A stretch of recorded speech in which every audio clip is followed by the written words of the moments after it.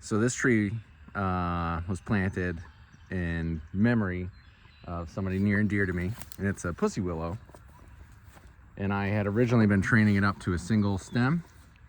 Now it's leaning, it's got all these suckers because it wants to be a pussy willow. So I'm gonna prune it back.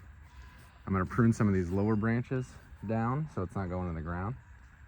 Although maybe I'll just let it spread, I don't know. I'm gonna prune this up a little bit and then use all these to propagate new plants, so that memory will continue through further propagation and more plants. So we're gonna tidy this guy up. I had some deer damage to it, and yeah, I'm gonna make it look nice.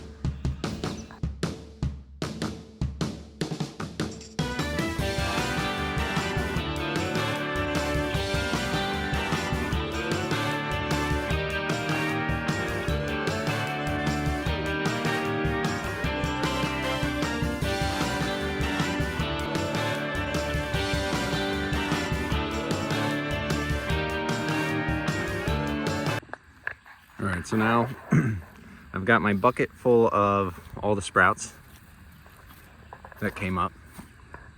Pardon my vocab, or lack thereof. This is wild mustard, those little leaves.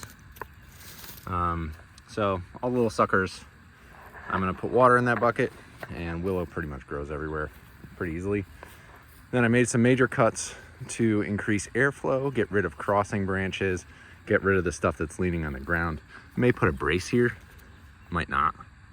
We'll see. This tree's kind of fun and cool, and left a canopy so that kids can run underneath. Generally, I don't think people hang on it. I got rid of some bigger branches, looked for any dead wood, and then at some point you just got to walk away from it because you can definitely over prune. And so for now, my tree is good. I'm gonna leave it for a year, come back and see what it looks like in the future. I got this other variety of willow right here on the edge of the property, which I haven't been able to accurately identify yet. It's red, and sometimes the app says that it's dogwood and sometimes it says that it's willow, but I've cut it back before and it grows back quite nicely. Loves water and wet feet, which this entire property is. So I'm gonna cut this back. I'm gonna leave the big ones for now because I might use them for something, or just I want some mature wood in the future. But all the younger things, because they're so red, so easily delineated, differentiated from the pussy willow, I'm gonna take some of those and mix them into there, put water in that and let it sit. I could just leave them in the water, but it's inconsistent enough that I'll just use a bucket because I want to follow them. And then I'll take some of these guys on a different bucket, which is another variety. So I have 3 different varieties of willow. And I've already been cutting this one back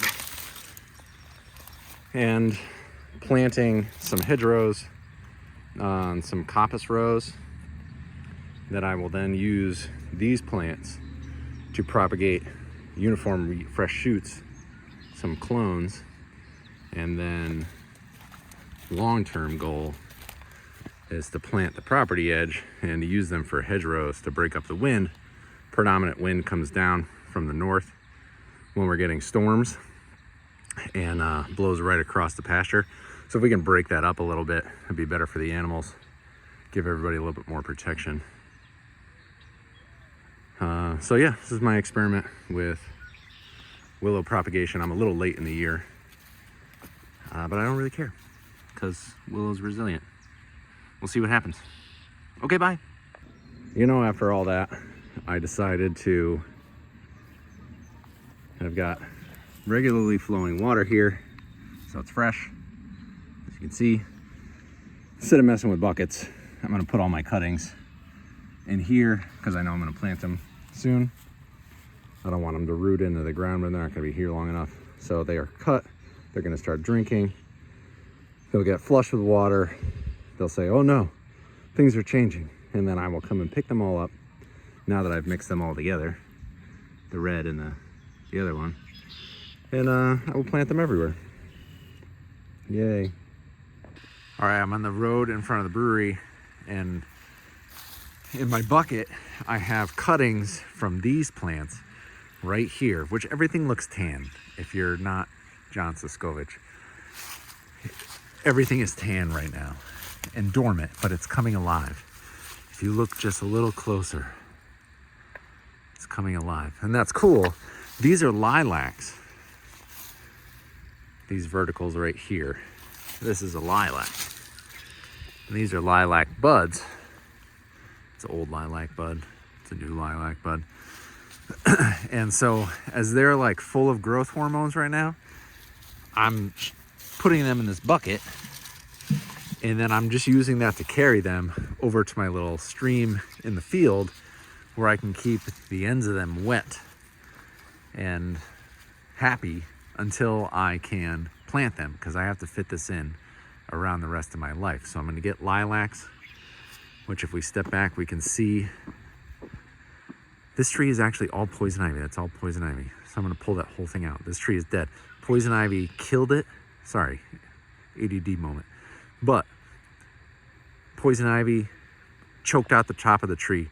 Tree fell over, and then that is just a tree of poison ivy above the ground. That's how this type of poison ivy spreads. I know we were talking about lilacs. Is this tree is completely banded around the outside with disgusting poison ivy. So it goes all the way up. But as we were talking about lilacs, and I gotta go because I want to catch Tony on the farm, is that I'm taking these lilacs, which is this low tan right here, cutting out some of the younger growth, and I'm gonna put it over there. I'm also gonna go, there's a tree over here, sorry for the quick spin. It's a weeping willow tree. I'm gonna take cuttings from that, but I wanna say hi to Tony with the dog first, and I'll see you in a minute. Time will have elapsed outside of this video, but on this video, it will have been just a heartbeat. So here's the weeping willow tree. And I got ducks and geese going crazy over there. And the weeping willow tree puts out these guys, new shoots. This is new growth from the last year. And now the new growth is budding out to become second year growth. And so I took new growth cuttings, and not as many as I've taken on other trees, because you see that this grows 40 feet. They grow pretty fast and they drink a lot of water, which we have.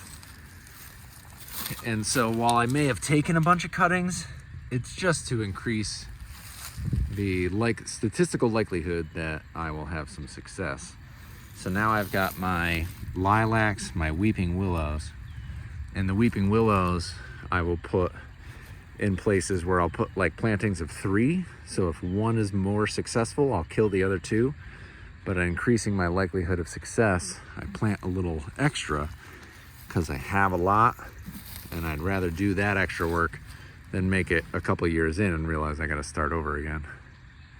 So that's the weeping willow tree. They grow fast, they grow ugly, and you got to maintain them, but it's a good way to capture carbon and make use of abundant water supplies. All right, there's a dog, there's a brewery. Here is a swale that runs along the entire eastern edge of the property and into this culvert. All of this pre-existing occasionally has to get dug out, which requires an excavator to relieve it of the sediment that builds up from all the things. So going across the path, hello to the brewery.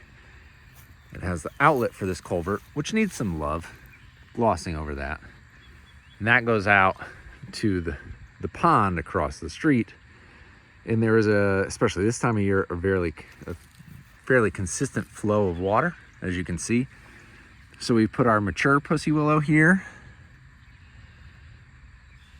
in the water. We've put that red caned willow that may be some version of dogwood. I don't know yet. I have to research it. Don't quote me on anything. Our 1 year cuttings of willow are 1 to 2 year ish cuttings of lilac. The weeping willow from the plant across, or the tree across the street, that'll grow to like 40-foot trees. And then I have this kind of like tan, light brown willow right here that's just growing that I'm not gonna cut, or I'm not gonna cut until I'm ready to plant, just as a test. Is it better here, or is it better if I just cut it and plant it right away? These are things I'm still learning.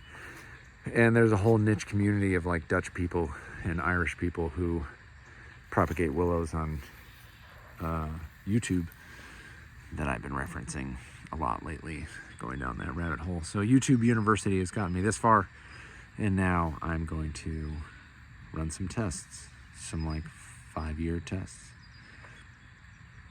Pretty excited. Okay, love you, bye. All right, last addition to the video. I swear this video is gonna take so long. This guy wanted to go for a walk, so we went for a walk.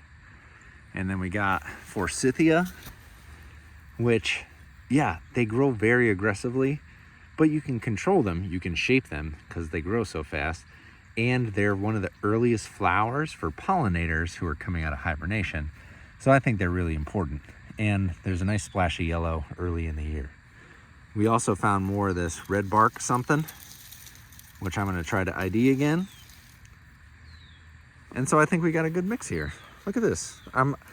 If the dormant wood starts to make a rainbow, success. Because then the live wood, if I'm planting this many of them, statistically I should have some success, right? I will create my rainbow hedgerow, and that will be great.